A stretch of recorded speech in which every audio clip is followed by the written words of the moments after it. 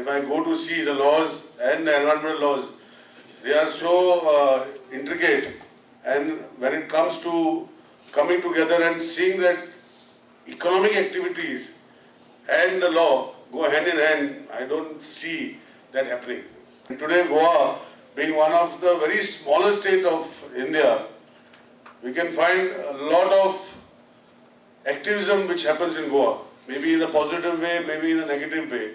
But I always tell my activist friends, I will call them today for at least, that they should see the economic growth of a particular state and of a country.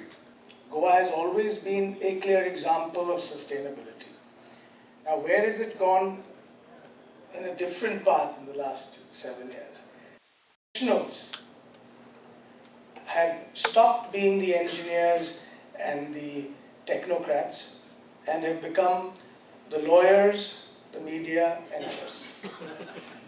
Bureaucrats, ministers are trying to tell us how to do sustainable mining, whereas there are competent bodies within the government itself, whether it's the Indian Bureau of Mines or others, that have the highest level of technical competence to advise how sustainability should be achieved.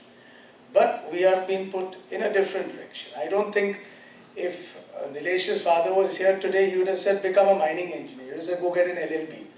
You'll be able to do mining if you get a law degree, but don't become a mining engineer. So this field that has been taken away, it's important that while we're trying to come up with legislation to ensure sustainable mining, it's important that the competent persons take back the field to ensure that it is truly sustainable mining.